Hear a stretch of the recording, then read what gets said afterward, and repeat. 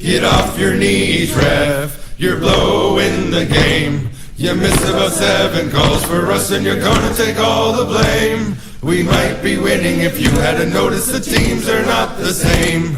Get off your knees, referee, you're blowing the game. Go home, ref, you're drunk. I can't believe that call. If you keep letting them get away with this, there's gonna be a brawl. You'd think the home team would get some relief from the fella in black and white, but it seems to me that you're trying to be against us just for spite.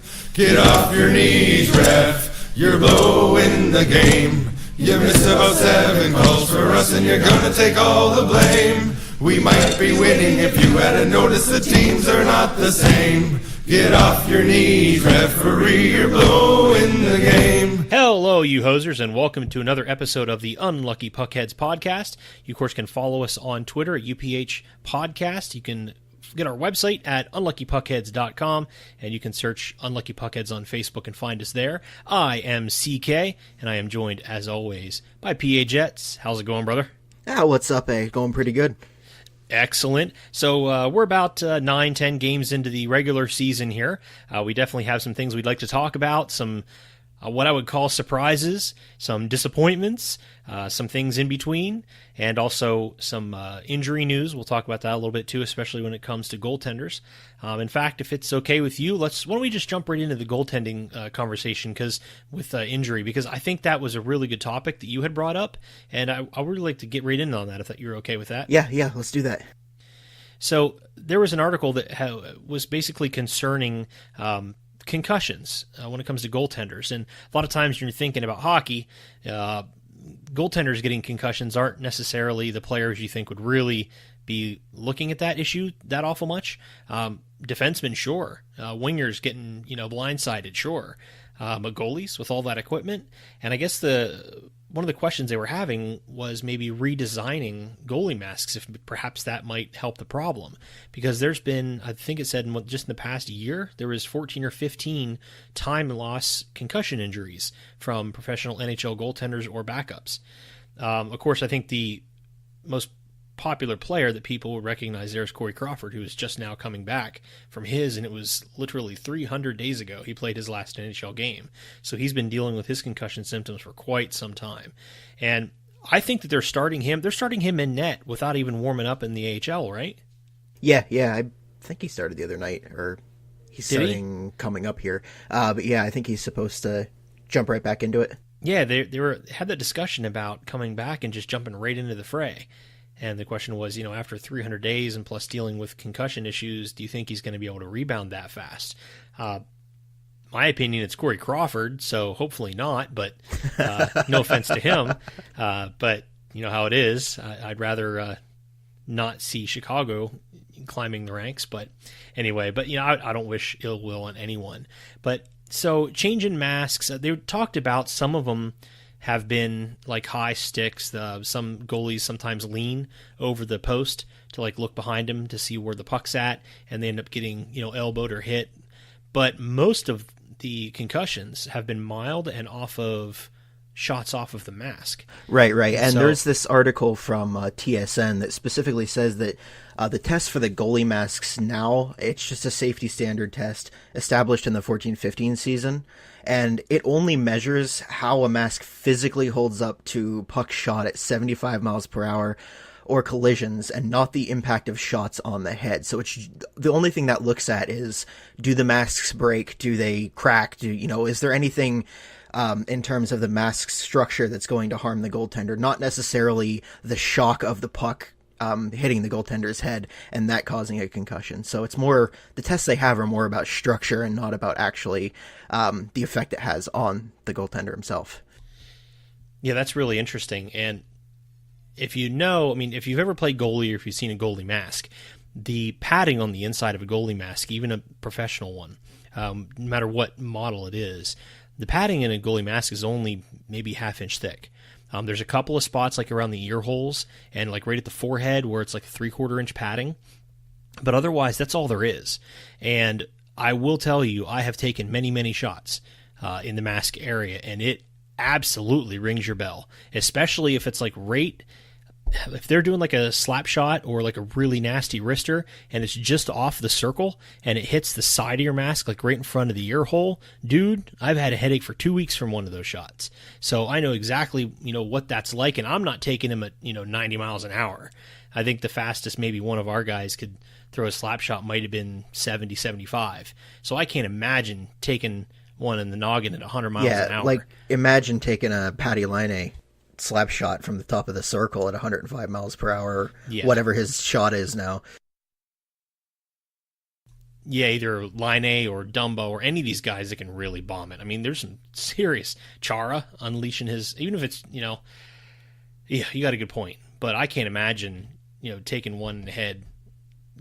That's crazy because, and like it literally, when I say it rings your bell, I mean, you literally can't uncross your eyes for a couple of minutes.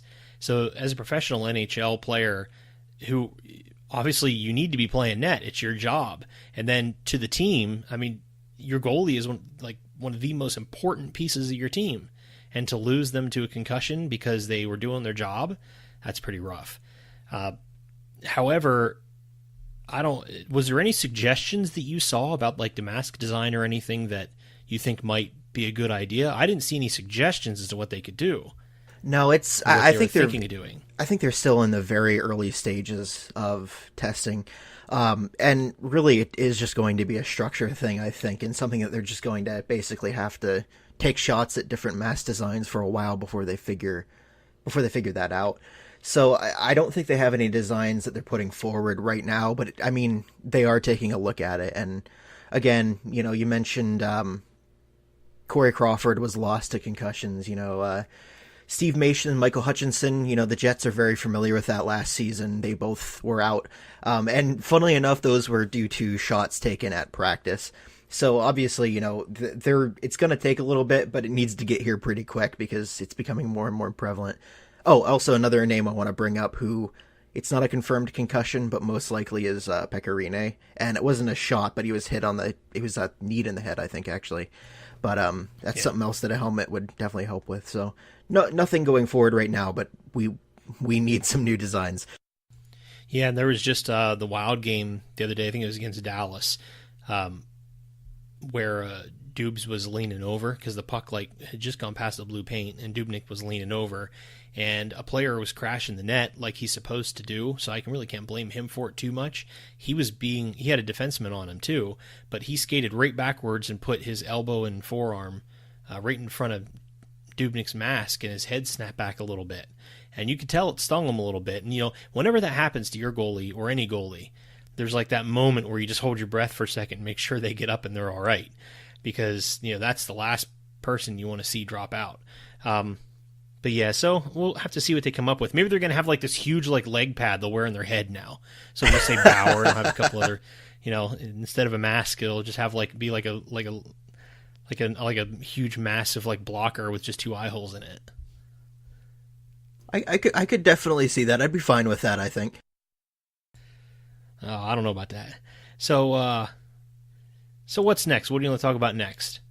Oh, well, how about before we jump to our teams, we go to some of the outstanding starts this season that some of these teams have had. Why don't we start with Colorado?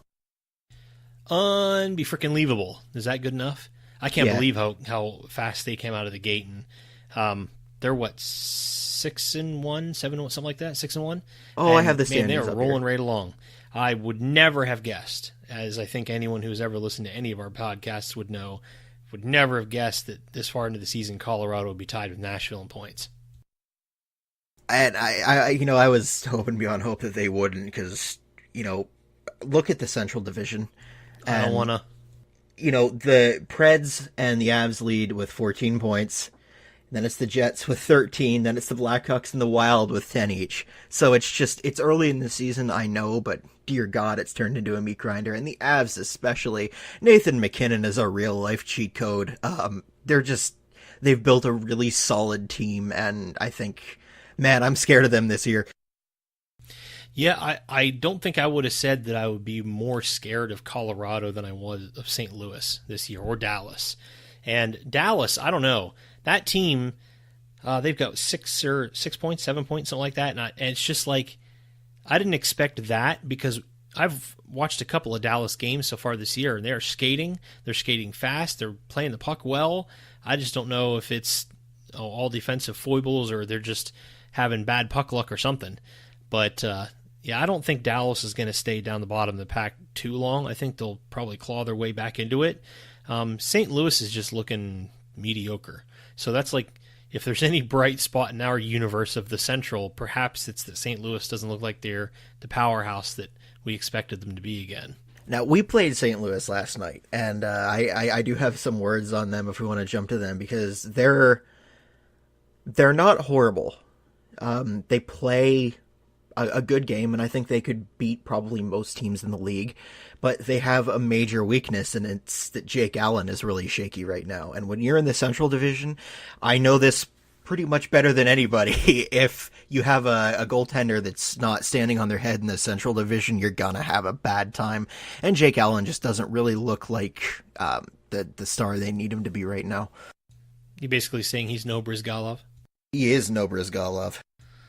No, see, I like you. You be for a bear, no for a bear in the woods. Those are really good comments on the Blues too, and you're probably right. And I'm just surprised though still that they have the core that they have, and they're just not finding tremendous success early in the season. But again, I don't trust any team in the Central not to be able to claw back in at any point in the year. Who knows what can happen? I want to jump over to the East real quick though, because Montreal Canadiens sitting with 10 points in the East. What the fudge is going on there? I have no idea. I haven't had any idea what's going on with Montreal for about 4 years. I say they're going to be bad. They're really good. I say they're going to be good. They're really bad. Price is just an interesting situation. I really can't comment on that because I just have no clue what's going on over there. And you're going to tell me that in the beginning of the year, the Carolina Hurricanes are going to be sitting with 11 points? Right, and I like to see that because they're a team that needs a little bit of the attention. And it was funny. I was watching the highlights. I think it was last night's game, playing against Detroit and seeing, majority Red Wings jerseys in the stands when they're at home. They're a team that I think really needs this success, and they earned a lot of my respect. I think I said this last episode too for bringing back the Whalers stuff, but I'm glad to see it. They needed it, and Sebastian Aho is incredible.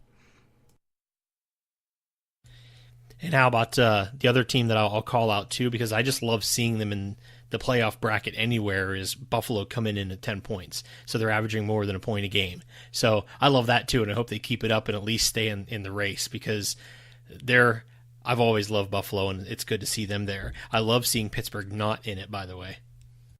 Oh, that's so nice. I don't hate Pittsburgh as much as some people do, but I mean, they've won the Stanley Cup twice in the last few years, and I think they can just go away for a little while and come back in another 10 years and win it twice again. They've had their turn. They can sit down now. I know some of your relatives would highly disagree with me on that. Some of them. They would agree with my Sabres comments, but yeah, they would definitely have a little issue with the Penguins. And actually, jumping back, because we were just talking about the Canadian teams, I believe there was some Reddit comments for the Ottawa Senators that you wanted to talk about. Yes, so I jumped to the Ottawa Senators subreddit the other day, and I just asked them because we hear a lot of negativity in Ottawa now, and for good reason. They've had a rough run of it, but I was interested to hear from the fans on really what the good parts were, what the bright spots were, and what they're looking forward to this season when maybe things aren't necessarily going the way they want to within the organization. And I got some really good answers, so if it's good with you, I'll read off a couple right now. Absolutely, go for it. So this one comes from you, Mega Mateo Man. He says, the top player I would say is Stone, but Chabot is making a case for himself, and so is Duchesne. He goes on to say, I don't know what makes a player a veteran in the NHL, but Stone or Duchesne are vets. If there are vets, then that goes to them. The rookies who have really stepped up for the team so far this season are Lajoie and Kachuk.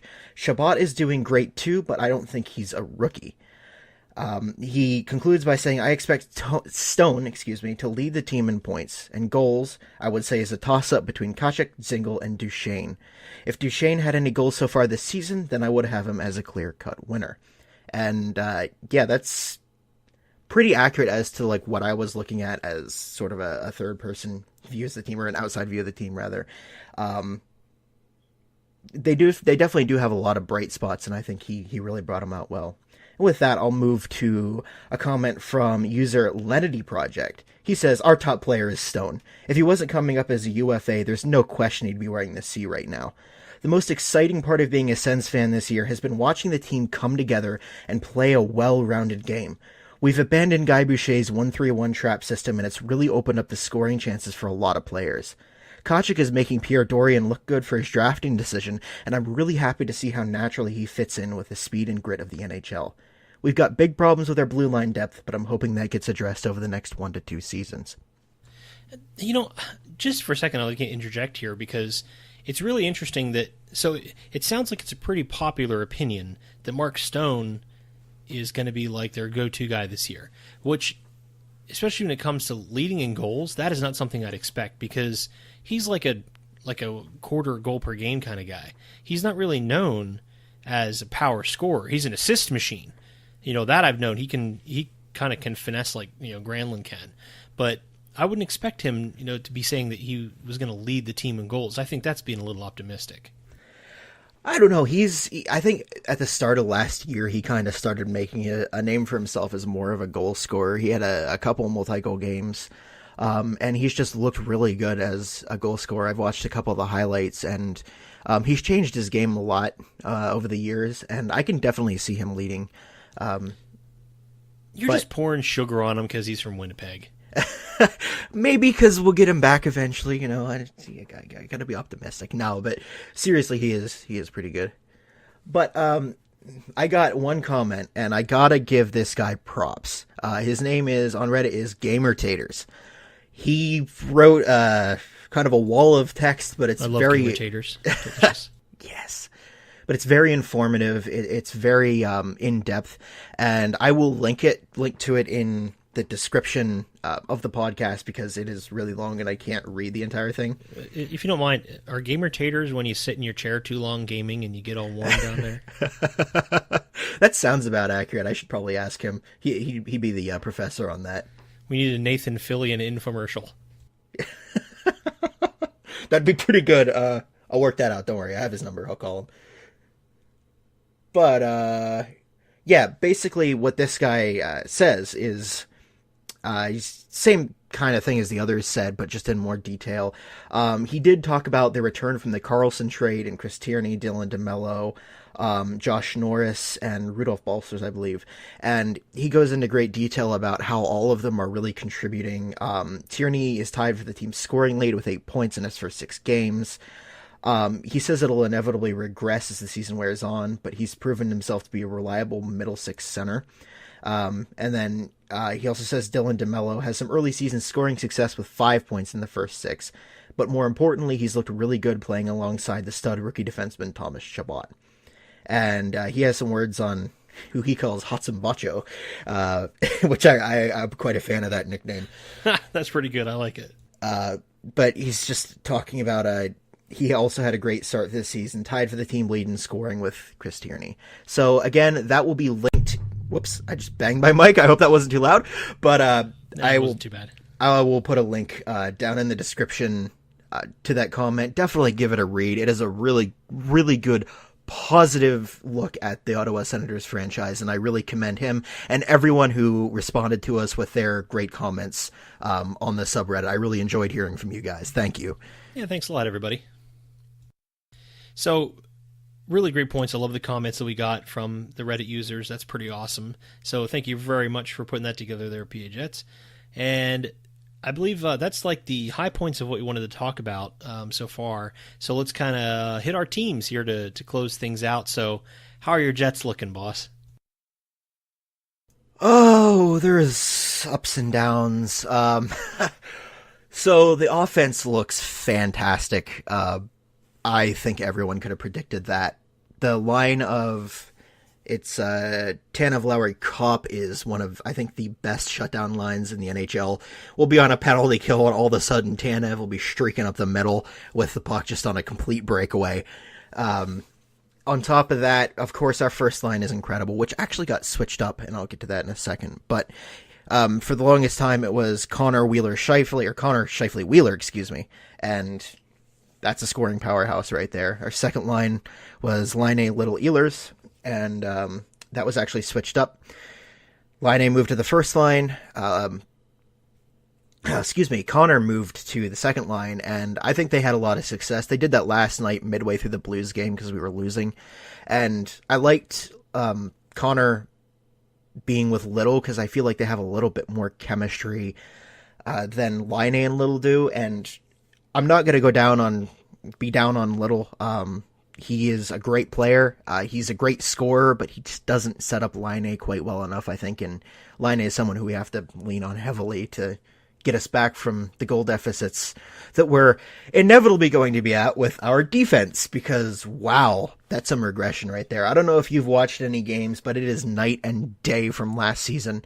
Tyler Myers does not look good. Ben Sherratt does not look good. Trouba has improved a little bit, but he's still not where he should be. It's going to give us some trouble going forward. So there's a bright spot in our offense. There's kind of a little bit of a darker spot in our defense, and then there's the golden spot in our goaltending, because Connor Hellebuyck and Laurent Brossoit are real. They're both, I know it's a small sample size, but given his positioning and given his speed, I could see Laurent Brossoit being a starter somewhere with this kind of skill. So it's definitely something we're going to have to take a look at moving forward in terms of the Jets as a whole, and see what happens as the season goes on, see if any of the defense gets better. And I think the last word I have on the Jets is stop taking penalties. Oh, that's not just the Jets. We had this, I'm not going to get into it too deep because we kind of covered it last time, but I'm starting to get very, very irritated at the officials this year. I always am, I'm not going to lie, but some of these calls that they're making this year are nothing short of outrageous. And the one-sidedness they're calling some penalties, it's really starting to smoke me. Like, they're starting to take a portion of the fun out of the game because the players can't freaking play. All right? You reach around with somebody with one hand and tap them on the glove, one-handed.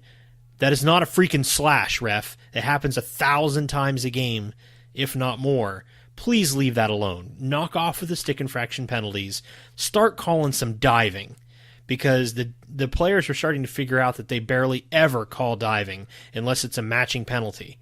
And players are literally, I've seen so much swanning going on this year that it's ticking me off. PK Subban laughs in the distance. Yeah.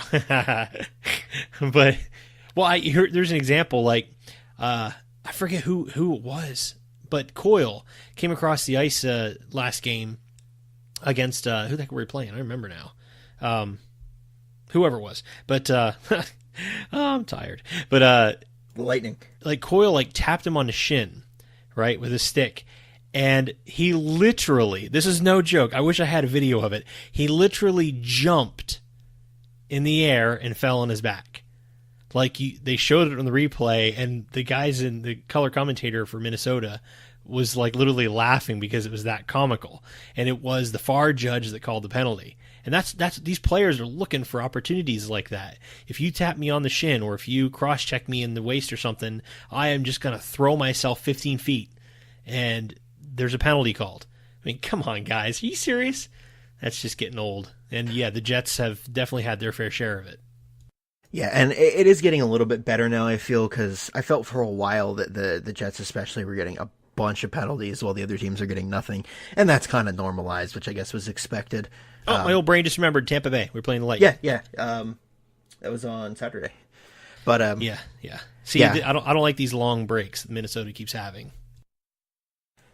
Get some rest up in there. You got the Central to deal with, so. I don't want. Yeah, I know that, but what happens is they give us 5 days off, and then we have to play 2 games back to back. We get 1 night off, and then 2 games back to back again. Come on, that's too much.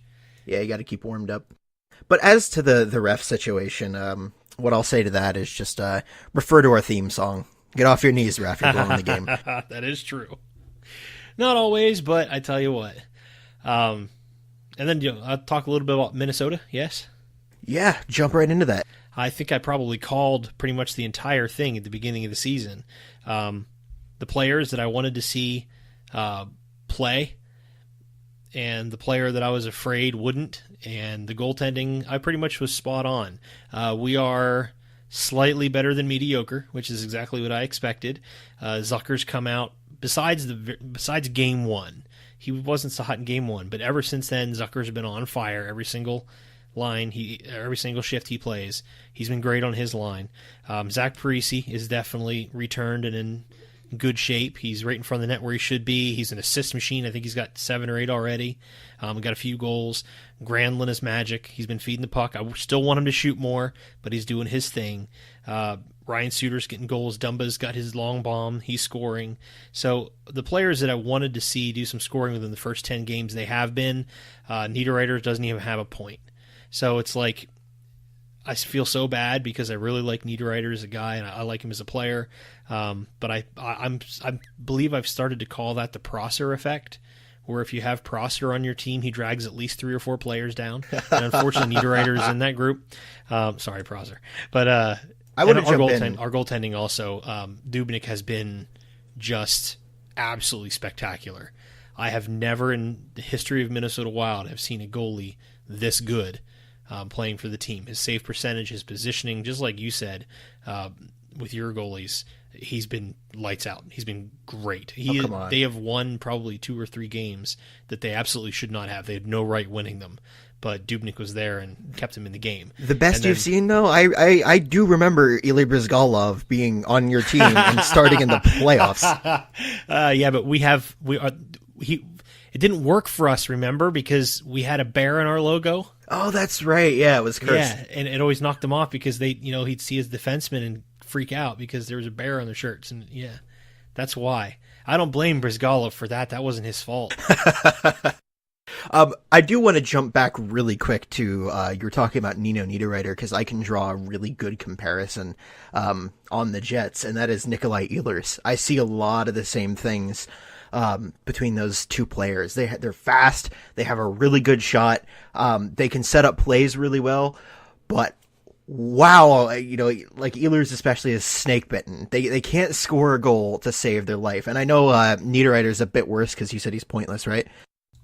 Oh no, that's my fault. Goalless. Okay, sorry. okay. He has a couple of points. Yeah, a couple assists. It's a really similar situation there, where it's just they're good players. They have skill. They can do it, and it's just they're snake bitten, and eventually I feel like they'll score and the floodgates will open. But it's just kind of cool, not cool, but interesting how close that situation is. You're exactly right too. I mean, they are the type of goal scorers that when they score one, it definitely will come in batches. And yeah, he's been skating. He's been playing well, playing the body. He's been in position. It's not like he isn't doing his job. Just the pucks aren't going to him.